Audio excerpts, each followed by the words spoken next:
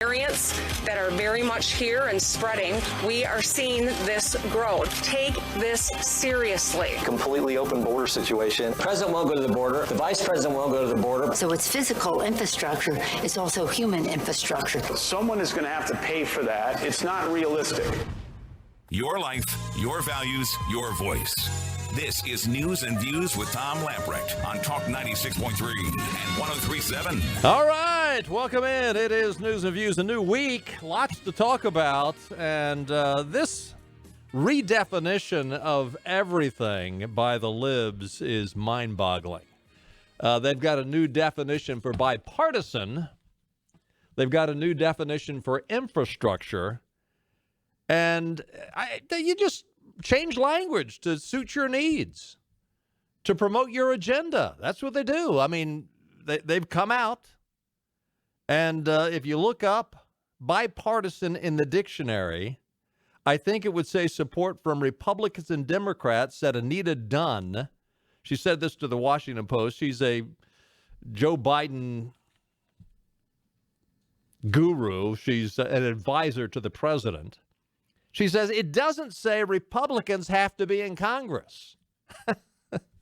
So in other words, if you can find some Republicans somewhere that will agree with Joe Biden, obviously that person's going to be a rhino. Therefore, they can go around and say, hey, you know what? This infrastructure bill is bipartisan because we found a Republican somewhere in the gutter and he woke up and said, yeah, I'm for that.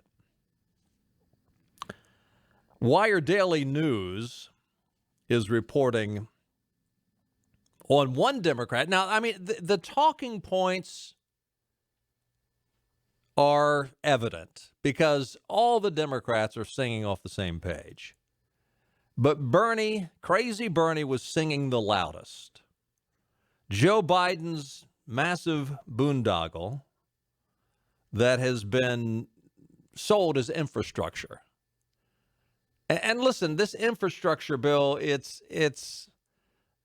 a small percentage of it is actually going towards infrastructure. Just as the COVID bailout bill, look, 9% of it actually went to COVID. The rest of it went to thank all the unions and all the other Biden supporters. In the same way, this infrastructure bill, only a small percentage of it is actually going to go to bridges and roads and airports and such. So they've changed bipartisan, but they've also changed infrastructure.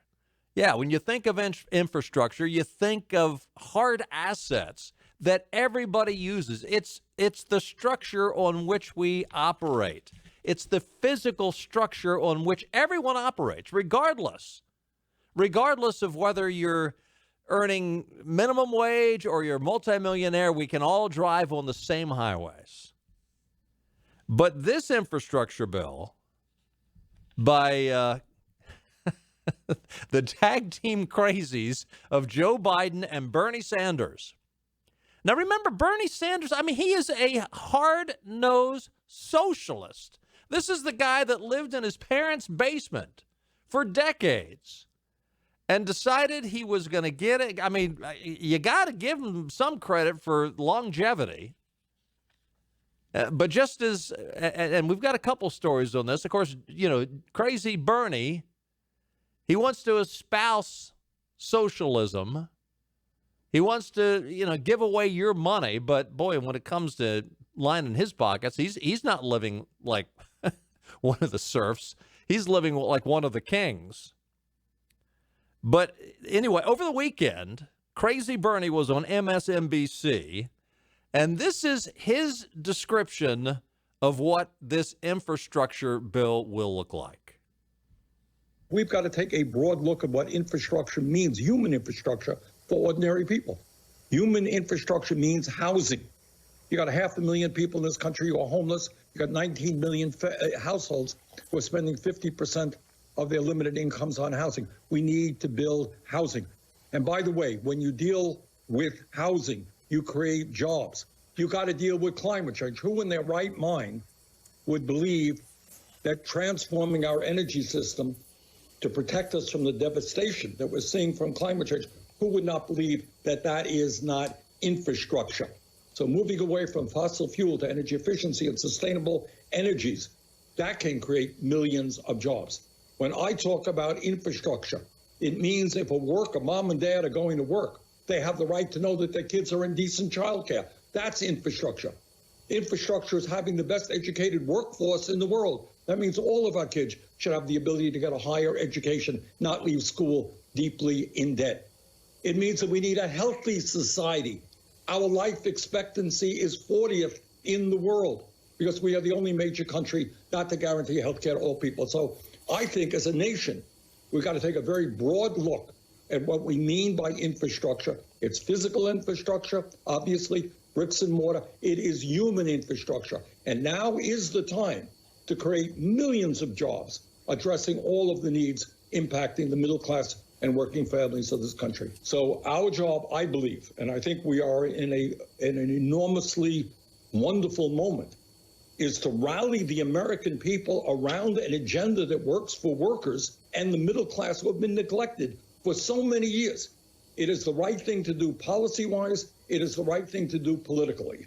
And if we do that, if we bring people into the political process who say, you know what, healthcare is a human right. Yeah, I need to make at least $15 an hour. Yeah, I need to have decent housing. Yes, my kid has a right to get a college education. We do that. We transform this country and we create a political coalition which is not going to lose for a very long time. No matter how bad your life is, you can always be thankful that you're not the microphone that Bernie Sanders is spitting into. But this guy, come on, Bernie. You know, this is Orwellian, how the Democrats and the media have been able to completely rewrite the dictionary, change the meaning of words such as infrastructure and bipartisan. Perfect examples. When asked whether Republicans could be persuaded to accept such an openly socialist proposal, Bernie, as Democrats have done for decades and continue to do, and they double down and triple down and quadruple down, what did he say? Anybody that's not for this is a racist. That's basically what he says. Oh, he said, quote, I quote, look, they live in their world, and their world will be trying to obstruct as much as possible what Biden and many of us in Congress are trying to do. What their job is right now is trying to divide us up by stressing xenophobia and racism and making it harder for people to vote.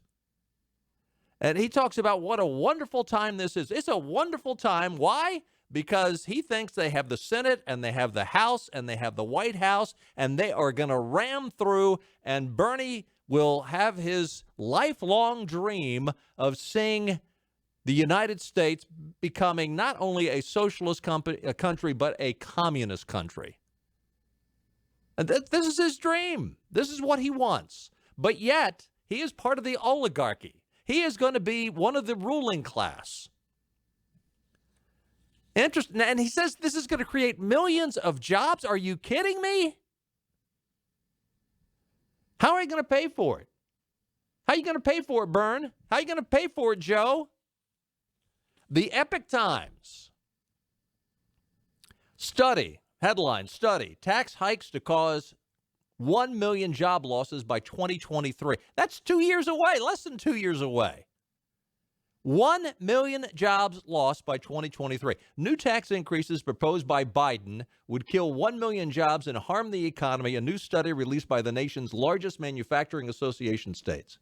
For manufacturers, the tax reform of 2017 was like rocket fuel. That was the Trump tax package that lowered taxes across the board. It was like rocket fuel. And if the new administration rolls back those reforms, manufacturing workers will lose out on jobs, growth, and raises, according to Jay Timmons, president and CEO of the National Association of Manufacturers. Quote, after decades of advocating for a tax system that provided competitive rates and modern international tax provisions, manufacturers in America kept our promises following the enactment of the 2017 tax reforms. We raised wages and benefits and hired more American workers, and we invested in our communities, Timmons said in a press release. If we undo those reforms, all of that will be put at significant risk. Right now, drive around your town and look at the number of signs that you see out there posted, help wanted. Now, this has nothing to do with Joe Biden. And this is a carryover from the Trump administration, the Trump policies, and deregulation and lowering of taxes. That's what you see. But you know what? Those help wanted signs are going to be disappearing over the next 12 to 18 months. As a result of the tax cuts, U.S. manufacturers added 263,000 new jobs in 2018, which was the best year for job creation in more than 2 decades. The study conducted by Rice University economists John Diamond and George Zodrow, for the NAM, examined the short and long-term impacts of the Biden tax plan. The study states that the proposed changes, including the increased corporate tax rate, would cause 1 million job losses in the first 2 years. The average annual job losses could be 600,000 each year over the next 10 years, and real wages would fall by 0.6% in the long run, according to the study. The implementation of these changes would also reduce gross domestic product by $117 billion and investment in equipment and structures by $80 billion in 2023. In other words, there would be a negative snowball effect to the downside.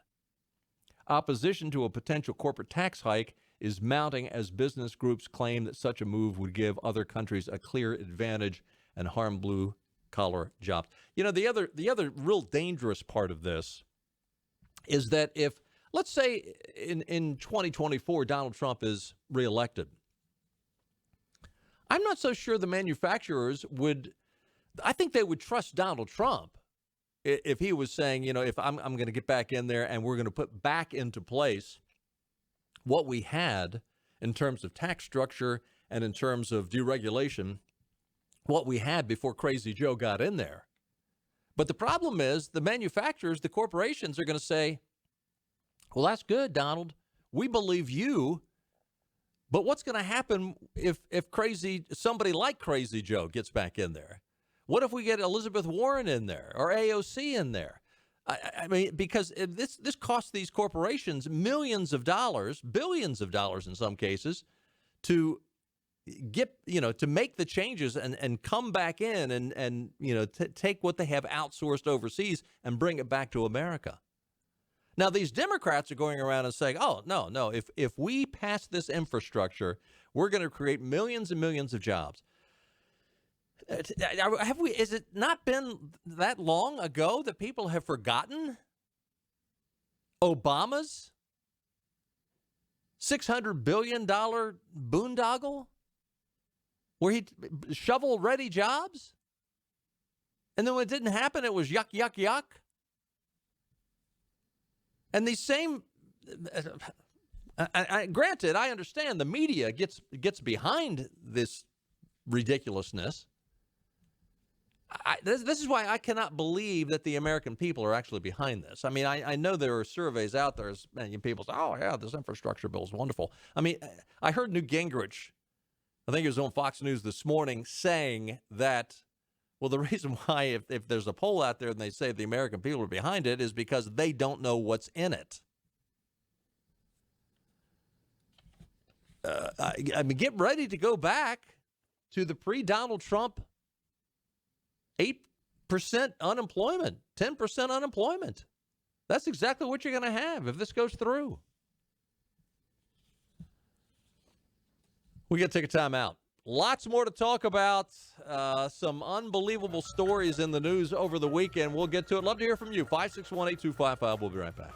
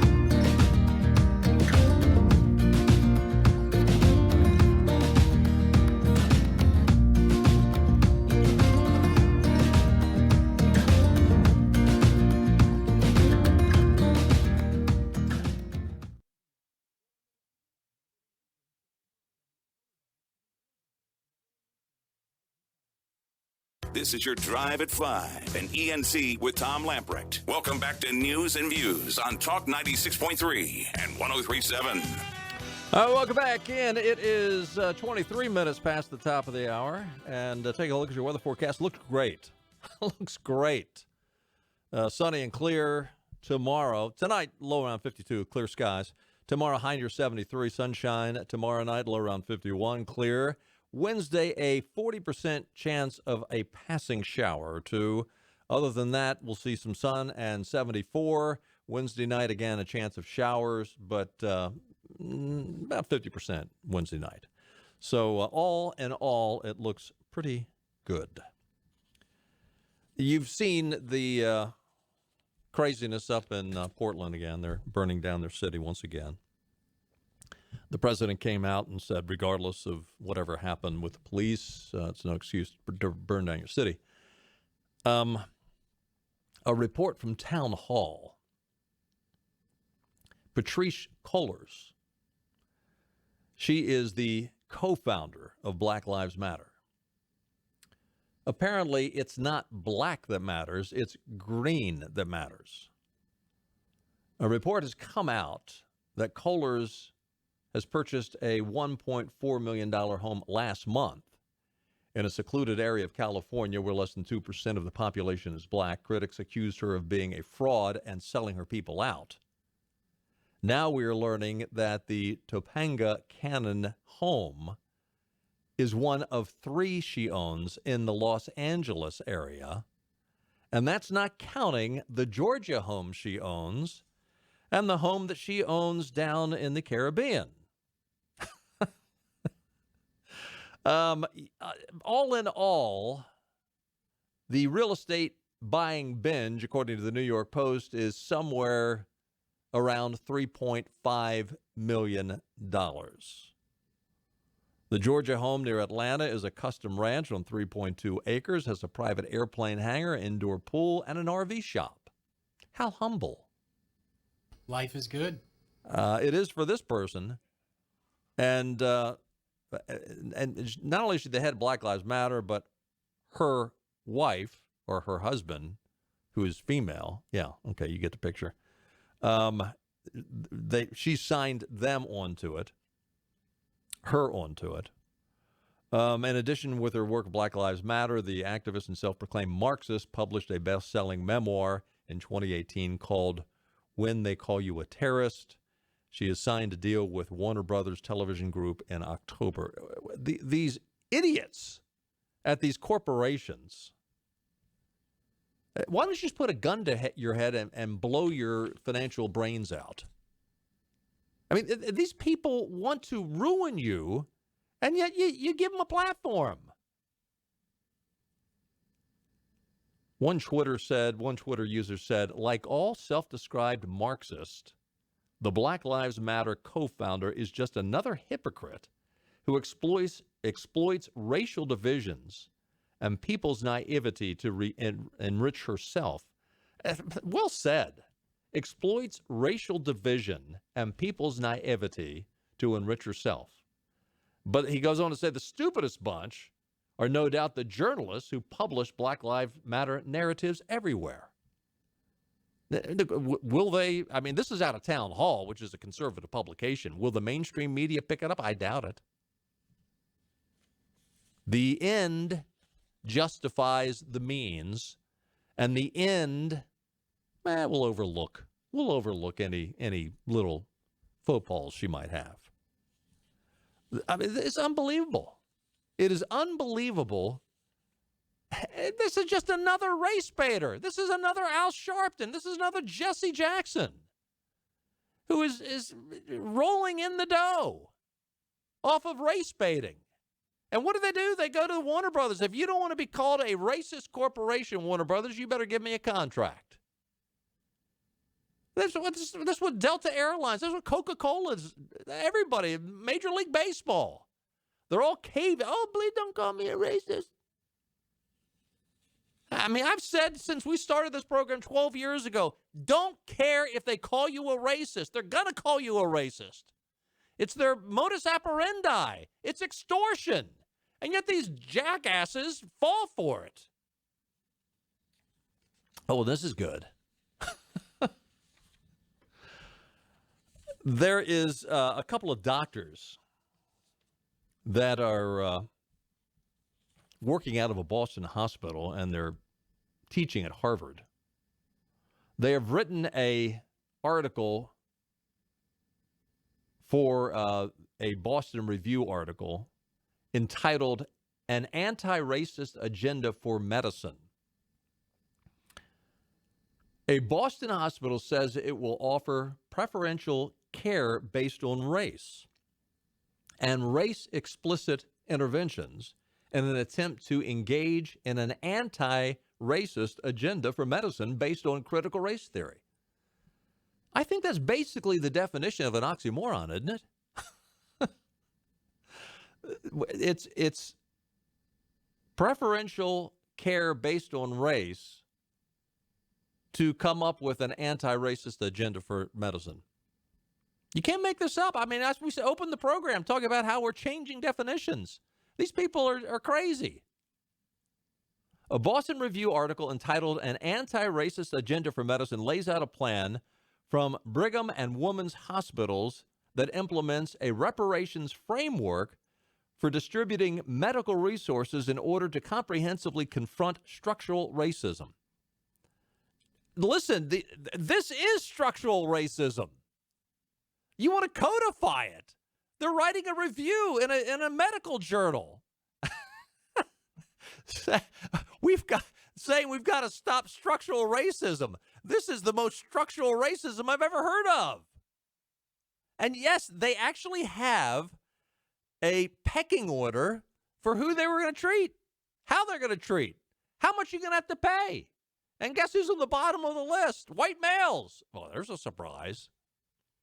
Together with a coalition of federal practitioners and hospital leaders, we have developed what we hope will be a pilot program that can be duplicated across the country. Man, that's great. The authors explained that racial inequity in hospitals is negatively affecting patients and proposed solutions such as cash transfers and discounted or free care for minorities only. Offering preferential care based on race or ethnicity may elicit legal challenges. No, you think? We encourage other institutions to proceed confidently on behalf of equity and racial justice and backing provided by recent White House executive orders, the authors explain in a reference to recent executive orders by Crazy Joe. Critical race theory, the belief that the United States is fundamentally a racist country. Well, we're becoming one. Founding documents such as the Declaration of Independence and the Constitution are inherently racist, and that a person can be inherently racist based on simply on skin color has permeated public schools and corporations over the past several years, resulting in a now rescinded executive order from former President Donald Trump. Now, Trump, as you might remember, signed an executive order stating that critical race theory and other such propaganda will not be promoted and taught in federal government agencies. Biden then came in and reversed that order. And, you know, what they're going to say is, you know, our founding documents that said that blacks were 3/5 a person, they're going to say, well, see how racist that was? That was actually anti-racist. And then you say, well, how can that be? Because as a result of saying the blacks were primarily in the South. And if they had counted for a full percentage, the South would have had much more. If a black individual was counted as a full human being instead of 3/5, the South census would have been much larger than the North census, and as a result, they would have had a much bigger representation in Congress. And as a result, slavery wouldn't have come to an end as quick as it did. But they will use that to say, oh, see, it's a racist document. Look, I acknowledge that slavery that was in existence up and through the mid-1800s is a terrible, evil blight in our history. But this idea that we now have systemic racism, the only systemic racism we currently have is this type of racism. where you're going around and saying, if you are white, I mean, it's the intersectionality. If you're a white male, you're the worst of the worst. Now, if you're a white female, you're not quite that bad. If you're a white female lesbian, you're a little bit better. I mean, it's ridiculous. But you've got medical journals. Now, the hospital itself says, well, this is just their opinion. The fact that it is being proposed by two doctors, and it's done in the name of let's end racism. The Epoch Times is reporting a study from Tel Aviv found that a South African variant of the coronavirus, the Chinese Communist Party virus, affects people vaccinated with the Pfizer shot more than unvaccinated people. The study, which has not been peer-reviewed, indicated that the B.1.351 variant of the virus was found 8 times more in individuals who were vaccinated, or 5.4% against 7.0% against those who were not vaccinated, according to the Kalit Health Services, a top Israeli health care provider, which helped in the study. We found a disproportionately higher rate of South African variant among people vaccinated with the second dose compared to the unvaccinated group. This means that the South African variant is able to some extent to break through the vaccine's protection. The study looked at 400 people who received at least one shot of the Pfizer BioNTech vaccine and had contracted the COVID-19 variant, the South African variant, and compared them to the same number of people who were infected and unvaccinated. Moderna's vaccine is also used in Israel but was not included in the study. It is the first in the world to be based on real-world data, showing that the vaccine is less effective against the South African variant compared to both the original virus and the British variant. Now, one of the things that is not reported here is, which would be interesting to find out, is whether or not the people who were not vaccinated, if they had actually had COVID-19 prior to being in contact with the South African variant, or were they never vaccinated and never had COVID-19.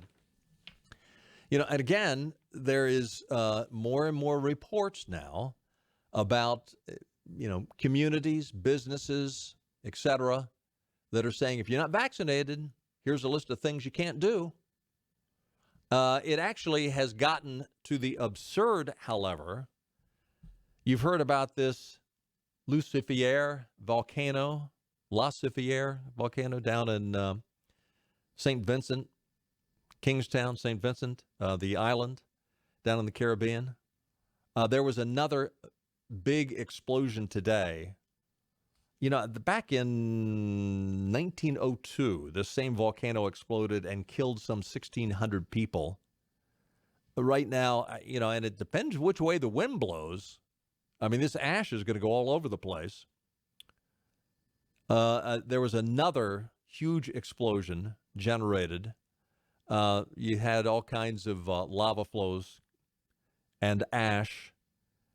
And one of the individuals in charge down here on this island, a gentleman by the name of Joseph, he was just saying, where this explosion happened and the aftermath of the explosion, anything that was there, man, animal, anything, they're gone.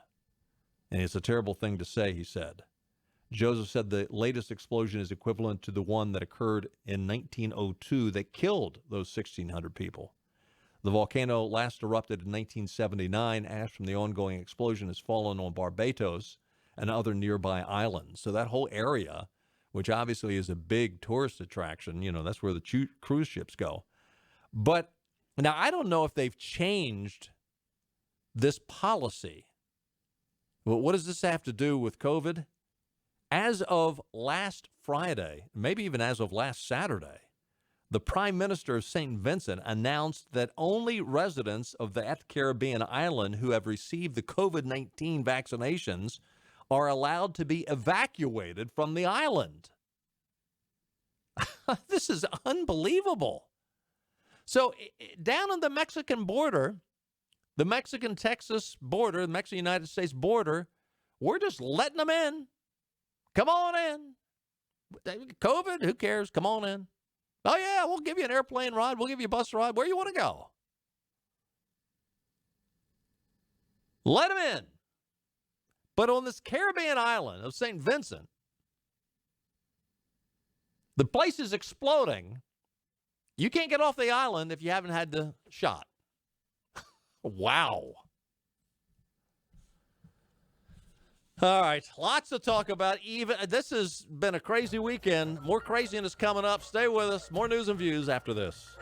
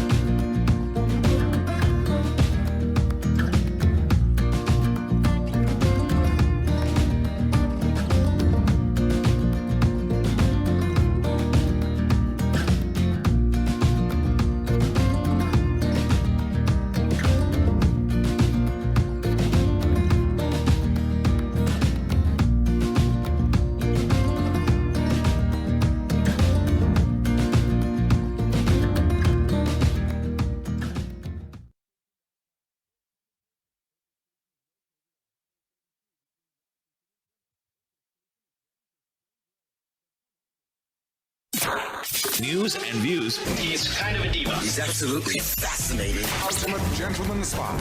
Irresistible to women, deadly to his enemies, a legend in his own time. You won't believe what he's going to say next on Talk 96.3 and 103.7. Here's Tom Lempreck.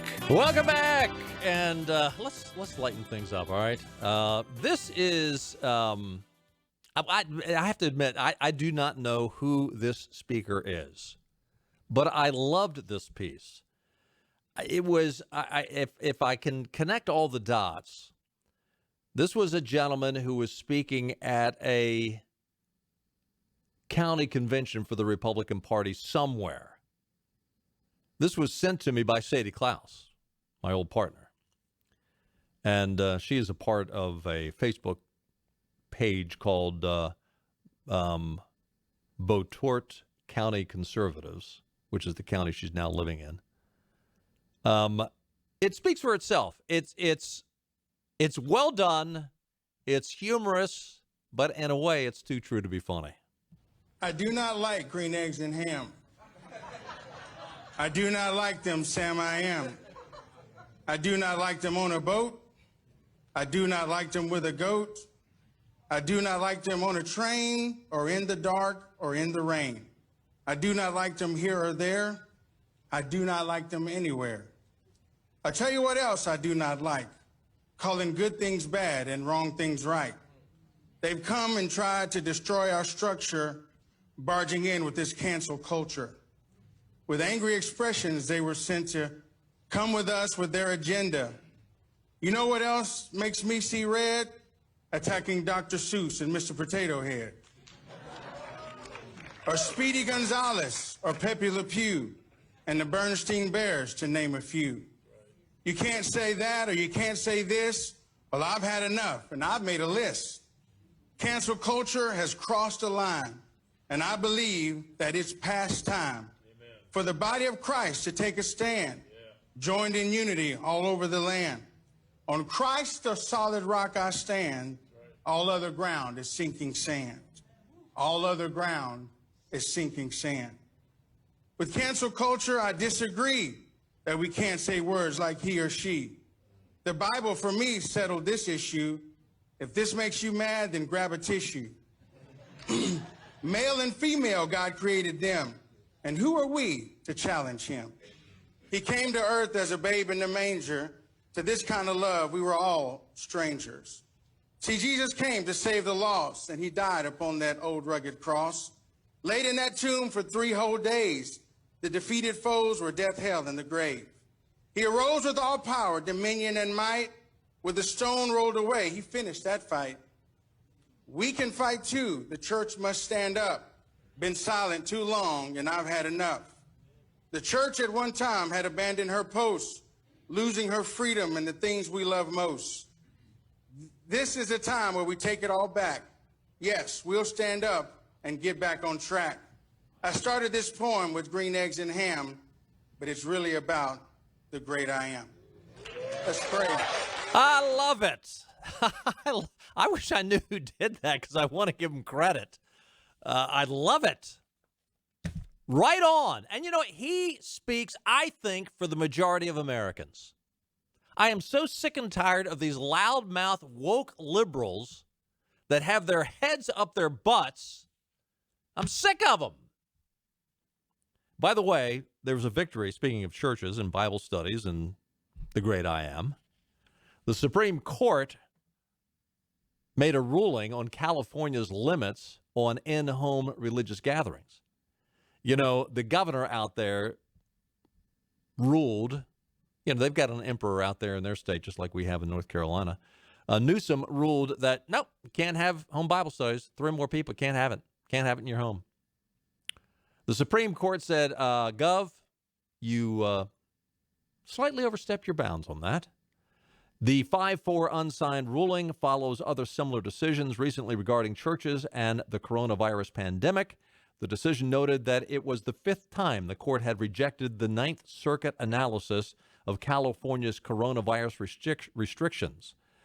And yes, who voted for it? Judge Roberts decided he was going to go with Gavin Newsom. How about that? Yes.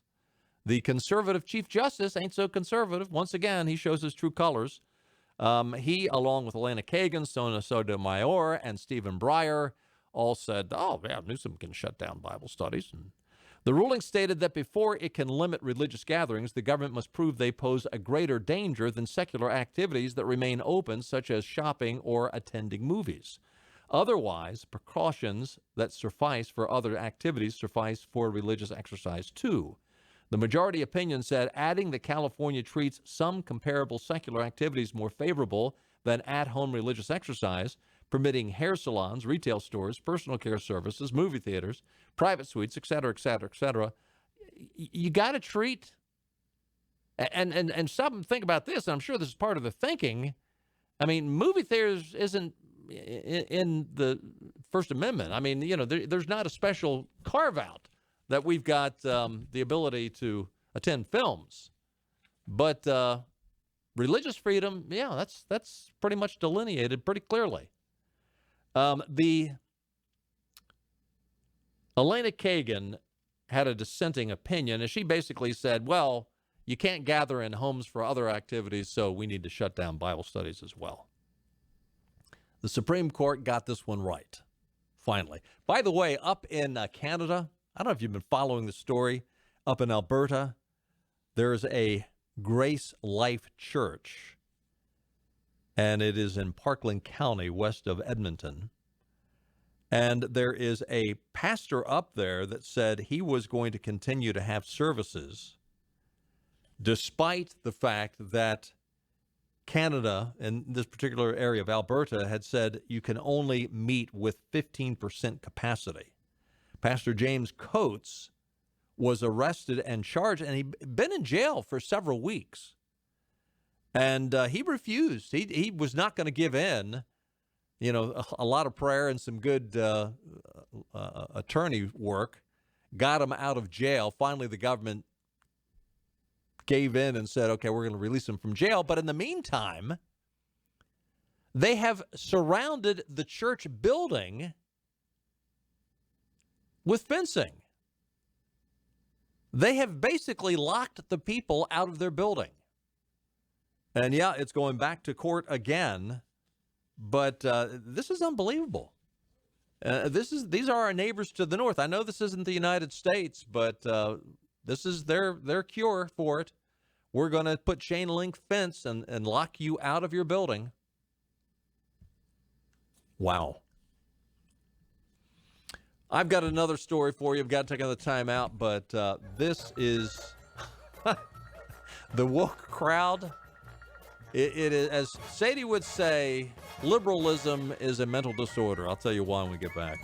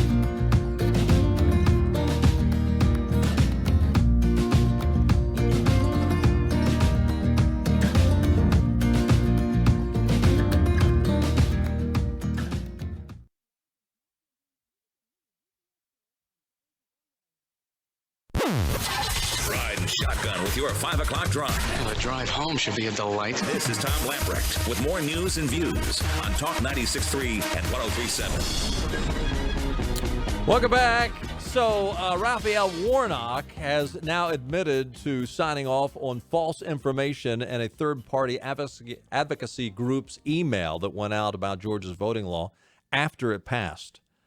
The Washington Post caught this. Warnock signed a document from the liberal nonprofit 3.14 Action as an example of Democratic misinformation about the sweeping Georgia voter reforms. Now, they put this publication out 5 days after Kemp signed the bill. So it wasn't like, oh, well, we thought this was what it was going to be about and we made a mistake. This was 5 days after the bill was signed. They put out this document, vilifying the Georgia law, and how many? It's now cost the state of Georgia the All-Star game and $100 million. And a lot of black communities would have financially gotten a shot in the arm with the All-Star game. A lot of black businesses. That's not going to happen now. They go out to Denver, Colorado, where there's a lot more white people than black people.